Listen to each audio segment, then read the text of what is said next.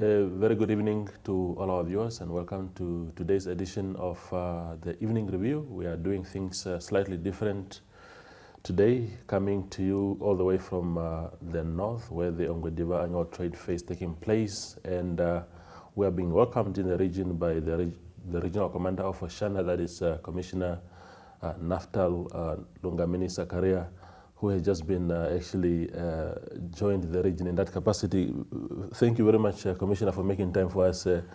How is everything going in terms of preparations, making sure that everything is in order?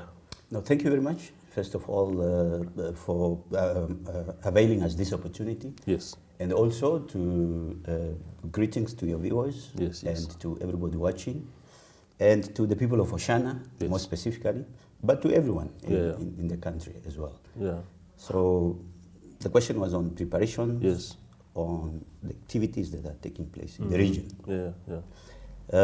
Well, as you are aware, this coming week, starting from today, yeah, we expect a hive of activities in the region, yeah, taking into consideration the trade fair, which is the main event, so to say, but also the Namibian Cup that is taking place over the weekend, and some political activities taking place in the region as well. Yeah. So, as you can see, my attire, we have already started this morning. Yeah. We are on. So the deployment is ready. We will have a briefing later on during the day to cover the weekend and the week. This is Lungameni Phase 3. So wonderful. It is running and the members are ready. Yeah, wonderful. Yes. Tell me, Commissioner, just again, congratulations on your recent appointment as regional commander here. If you can give us a bit of background in your police work. I mean, we were caught by surprise, not by surprise, but off guard by your appointment. Not that we didn't expect it, but somehow it caught a lot of people off guard. But there's a lot of excitement. People seemingly happy with a new face in the region. If you can walk us into your police journey. Yeah, well, I have been around for a while. 26 years now. I joined the police in 1996. Okay. So yes, during my policing career, it's a long one, and stretching from starting, of course, from the charge office in the 90s then, and then moving up to going into real activities. I was a trainer, and then eventually I was deployed with the Special Reserve Force Division. I stayed with the Reserve Force for a while, until I became the head of Special Reserve Force Division, eventually, from where I came from to be appointed as the head of Oshana region, as a regional commander. What's important is to say I have quite a number of policing experience, locally and also internationally. I've served in UN peacekeeping missions. It's very important, this kind of missions, because it exposes you to that international experience at that level. Already in 2007, I served in East Timor. It's a tiny island neighboring Indonesia. And then I've served in South Sudan twice. Where in 2017, I went to East Timor, to South Sudan, and I was, after a year and a half, I was recalled to go back. They call it a quick return. We performed some work and said, no, the work is not done yet. Can you please help us? Inspector General said, people are looking for you. So you must go back to this place. So I went back. So I did twice there as a chief of operation in both missions. And then I also served with SADC missions to Kingdom of Lesotho. I think it's 2014, some problems there. As a chief of operation, I went there to coordinate individual police officer activities for peacekeeping mission there as well. But I have got other many opportunities and experiences. I'm a scuba diver. I'm a skipper of a Category H boat. I am a hostage and negotiator. In fact, I train hostage negotiators in Tanzania, in South Africa, and in Swaziland, Yeah. and in Namibia. Okay. So it's Extensive. yeah, but operational, if you like. That is the main area. Absolutely. It's a very impressive resume, Commissioner. And you are stepping in the shoes of some of the finest police officers who served in this capacity now here in Oshana. Commissioner Haule Njaba in the olden days. I think Tateka Shakuma was a decorated police officer. What do you then intend to do? Do you want to, obviously, I mean, as a new phase here, you want to build on what is the foundation that they are leaving behind. What is it, what legacy would you like to leave in Oshana one day when you are no longer commissioner here? Well, I always say, people say, there were people here, that Njaba and the Commissioner Gashakuma. Yeah. I said, it's not a fair comparison. Yeah. These are combatants who had struggle credentials. And so I'm saying we have a strategy in place on which we based our approach. Yeah. And we want at the end of the day, given a chance, people then can judge for themselves and say, well, you can now be compared to some of the finest. Yes. So we are 3 weeks on the job. We hit the ground running, of course, but the comparison should sort itself out. Yeah, yeah. For now, the strategy is quite clear, what we want to do. Yeah, yeah. Tell us about the Lungameni, Operation Lungameni that you've just rolled out in the early days of your days of your tenure. What is it and what does it intend to achieve? Okay, fine. I've spoke of the strategy, what we are trying to achieve. So just a little bit background on that, because we are saying the police has got a very good, fine document, strategic plan for the Namibian police, which is in place. So mission, the vision is there. So excellent policing for a safer Namibia. That is the vision. That's where we want to be. So cascaded down, the strategy has got 3 pillars. The effective policing, which has got 2 strategic objectives. And the first strategic objective is enhance crime combating efforts. Yeah. The second one is improved traffic law enforcement. So if you look at the first strategic objective, it says enhanced crime combating efforts. So that is where Operation Lungameni is coming in. So I have a group, a team of very experienced officers that put together these operational orders and operational preparations. And they come to me and they say, we are going to name it Lungameni. Yeah, yeah. I said, is that not my name? Yeah. They say, yes, Yeah. but it has a meaning. So, Yeah, yeah. because the approach is twofold, Yeah. which also touch on the second pillar of the strategy, which is building partnership and improved stakeholder cooperation. This is a strategic objective. So we are saying people in the region need to be wise. Yeah. So that is a literal translation of the name. Of Lungameni, yes. Yeah. Yeah. So that is the approach to say crime combating efforts, which is why we launched it in my first week in the office. We launched it, and we are now at phase 3. So that is the first approach, and the second is on the building partnership. Yeah.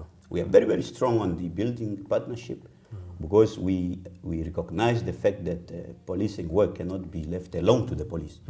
You need the public to come on board so that we attack together. Yeah, yeah, absolutely. So that is where the Operation Lungameni coming in. It's part of strategy and as part of the plans that we have. Yeah. Now, with this strategy in place, Commissioner Sakaria, the challenge has always been in our country, has always been that, we have nice strategies, we have nice policies, but you need resources to roll out these ideas. And we know that the police currently is not in the best of states when it comes to resources.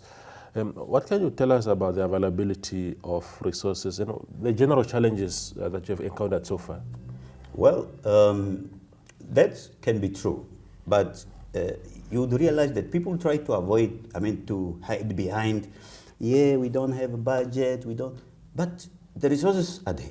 Yeah. Why don't we utilize what we have, and then people will realize that we are doing with little we have, so they are encouraged to come on board and assist.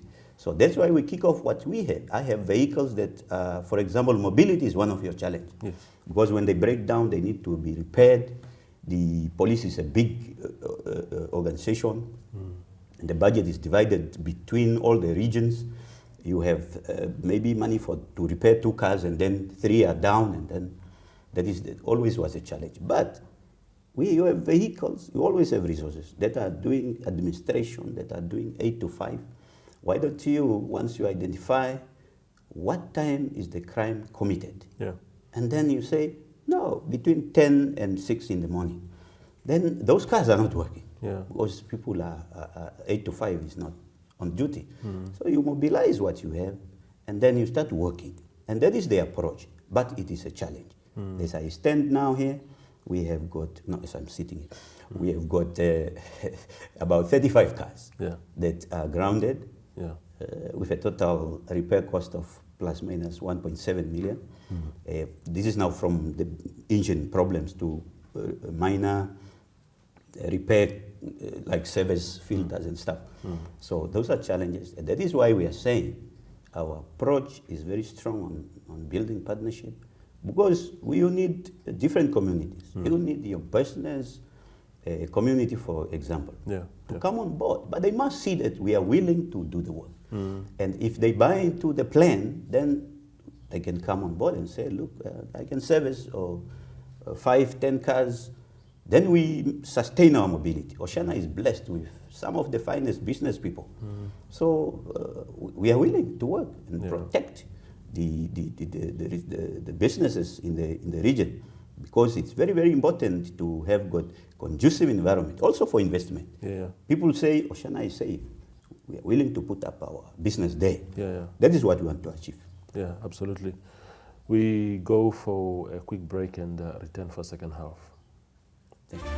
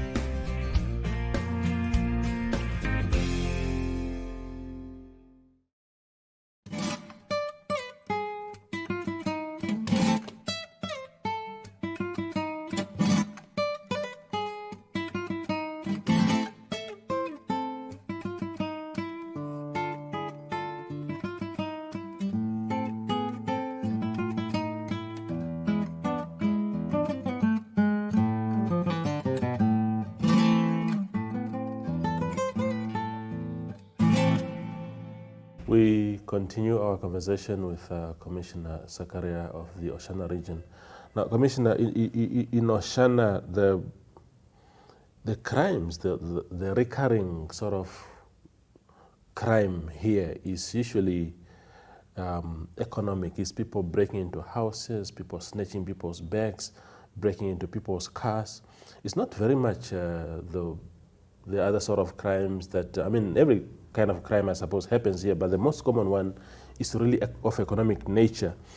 Do you think that, you know, the economic situation in the country, things like unemployment and stuff like that, have a lot to do with this? And what must be done? Yeah, no, I mean, I think there is enough literature on crime and that can be linked to economy and this kind of sort of things. But you have to understand that there are countries that are doing much better in comparison to Namibia, but where the crime is much lower. So it's more of that people just want to commit crime, and they think this is a shortcut to the economic hardship does not only hit criminals or those that everyone is touched here and there in one, but people find different ways of surviving. And this is why we have this warning to say they should repent their ways, find the new ways of surviving. If they are saying they're committing crime because of economic reason, so there must be a way to hustle, as the young people say. But committing crime, breaking into houses and robbing people, that will not be tolerated in this place. And our cells are full, but we will put them there. But do you agree, Commissioner, at least that, of course, it's not a justification, but do you agree at least that if the economic conditions were good or better than they are today, if there were more jobs for young people, that maybe the situation would be slightly better? Well, it's a give and take question, because, like I said, there are people who just want to commit crime. And as you know, there are people who are probably well off, but they are committing crime. So it's a challenge, really. Yes, we take recognition that the numbers are there in terms of employment, unemployment in the country, but that should not be a justification. So people should find really different ways of doing this. Tell me about what we reported in Namibian Sun, I think a week or two ago. I think a week ago, there was an incident at one of your police cells in the region where criminals and police clashed to the extent that one of your officers got actually injured. What was happening there? We called it a baptism of fire for you in our newspaper. Yes.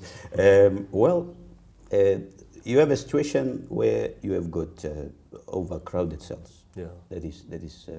There are reports. We are aware of the situation. Now, what we do is we try to conduct regular, sporadic, literally, the searches into those facilities. And Oshakati, there was this tendency from the inmates that it's a no-go area. That, we are here. The police cannot search us. And we are aware because we have got surveillance in those facilities. And we are aware of contrabands that are in.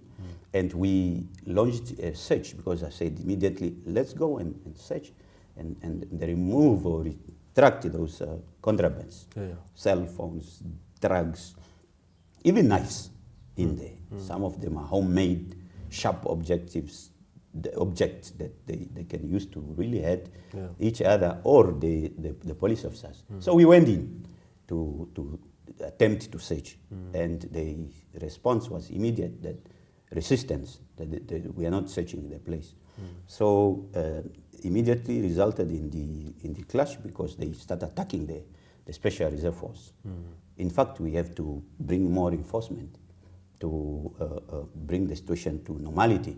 In the process, and you know the cells are confined. In terms of minimum use of force, you are limited. Normally in the open area, you have got, say, tear gas.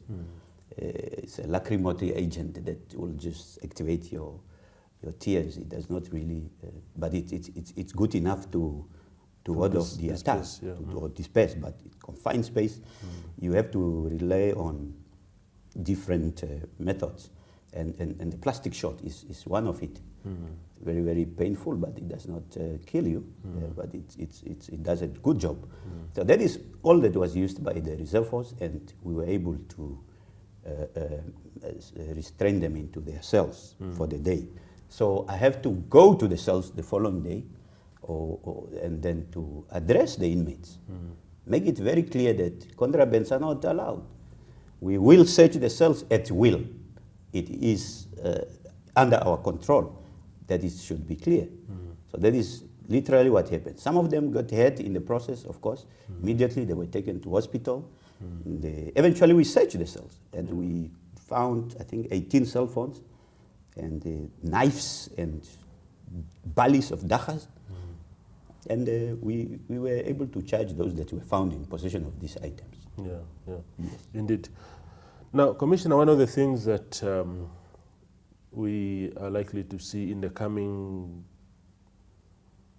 months of this year, and then I think in parts of, I suppose, also in the build-up to 2024 is political activities, whether it's congresses of political parties, whether it's campaigns, political campaigns and rallies. How are you gearing up for this kind of, because sometimes they get very confrontational, even civilians sometimes clashing. I remember in some regions in the past, there are those who declared, civilians who declared their regions as no-go areas for example, the opposition, and what not. How are you gearing up for that, and how sensitized are your officers in terms of making sure that there is enough education, basically just to prepare them and make sure that you are a non-partisan force and stuff like that? Of course, this requires other stakeholders to come on board. Yeah. In terms of education of our communities, to say people have got their rights to assemble peacefully without arms, the right to belong to political parties and so forth and so on. But what we are doing in the region, and we have started, while the 3 weeks I was here, there were a couple of events, political events. What we're doing is we engage the leadership of that specific political organization, and we put up agreement on what we expect from each other. So this helps, because then we are open to everybody. They're calling us, we are calling them, please come, we sit. You want to march this route, why don't we use this one because of A, B, C, D? This time, why can't we end up to this time, and so forth and so on. So once we have this understanding of engagement, and then we can count each other, hold each other accountable, make a call and say, chairman or president of this political party or whatever, this is not what we have agreed. Can you call people to order? Because in the past there were issues where people block roads, for example. We cannot have roads blocked. And honestly, I don't wake up in the morning and I'm agitated that I want to use force, I want to disperse people, I want to call in reserve force. No. We want to do other things. So, but we will be forced to do that if people are not abiding to agreements that we are putting in place. So, but we are ready to escort, to provide security during events and so on, as long as it's taking place in this region. Yeah, wonderful. In terms of, just briefly, Commissioner, in terms of your force, in terms of human resources, how are the numbers? Do you need to recruit more? Are you able to do with what you have? How is the situation on the ground? Well, that question takes us to perhaps the third pillar of the strategy that speaks on the organizational excellence with one strategic objective which speaks on organizational performance. What this means is that how do you find a right mixture of infrastructure, technology, and personnel? People are talking about the fourth industrial revolution. How do you make use of ICT to your advantage? So the issue of manpower, it's critical, it's a concern. To recruit, you need budget. And this is an issue for the national level to address, of course. But with the numbers we have, the numbers are not so bad in this region. It's a question of how do you utilize them, during which time they are needed. Like I've said, do you need them 8 to 5 or do you need them 10 to 6? So why don't you use that what you have? But we can do much more if we have got more numbers and also younger people. I was talking about ICT. Is it time you move to concepts like, let's say, smart cities where you have got surveillance on CCTV at your hotspots? We are calling stakeholders, our partners, to come on board and say, we'll put a camera there for you. Monitor it, and then it will help to reduce reliance on numbers on the ground and have a targeted intervention instead of just burning fuel going around in circles. hoping to stumble upon something. Yes, upon something. Yeah. So this is ideas that we're going to be selling to say, why can't we move in that direction? Yeah. But the numbers are not bad, but we can do more. Yeah. And as you can imagine, we have got some of the people that came in as from the previous, you call them combatants, and from both sides, and they are aging. Yeah, yeah. And these are the guys that really want to work. They work, but they are aging. That's a fact. They are living numbers. They need to be replaced. Absolutely. Yeah. On a final and very light note, Commissioner, I'm putting you on the spot. Your appointment has induced a lot of interest to the extent that even your current boss, General Ndetunga, said that you must not be distracted. Apparently, people are asking many questions. Is this man married? Is he available? Is all these sort of things? How did you take in all that overwhelming attention? Well, we take recognition of the hype and the enthusiasm that come along with the appointment. Yeah. But we are taking it as a very positive, welcoming by especially young people that are on social media. Yeah. And we want to say, let's turn this positive energy into that pillar number 2. Yeah. We build partnership, we start reporting crime. Yeah. We are now saying, okay, we have got this new guy, let's support him, he's trying, he's saying, he's willing. Yeah. So the focus should be on the job at hand. Yeah. And we are aware of the job at hand. Yeah. And like you said, the Inspector General, also at the same time, we want to wish him well. Yeah. He's retiring. Yes. Retiring. Yeah. The man is a legend. I know. There is no other way of putting it. Yeah. Yeah. Take an example of the time that he served, 16, 17 years. Yes. Make a comparison with for example, some of our neighboring countries. Yeah. In that time frame, how many, just look it up, how many generals have came and left? Yeah. Some within a few months, they are already out. It's not an easy office. It's not an easy office. So we really owe it to him. Yeah. And to General Shikongo, who was appointed. This is an inspiring story. Yes. Nothing else. It's a definition of really hard work pays. Yes. And we are inspired by this kind of leadership and approach. Yeah. And yes, we are ready to support the new general as well. Wonderful. Yes. General Commissioner Sakaria, thank you for making time. You will get me fired. No, Commissioner. Yes. Thank you for your time, and we wish you all the best in your new responsibilities. Call on us anytime as the media, I'm sure, not only speaking for Namibian Sun, but also for, I suppose, the entire industry. We will be there for you if you need anything on our part, but thanks for making time. Thank you very much. No, wonderful. That was tonight's show coming to you from Ongwediva, where the trade fair is kicking off tomorrow officially.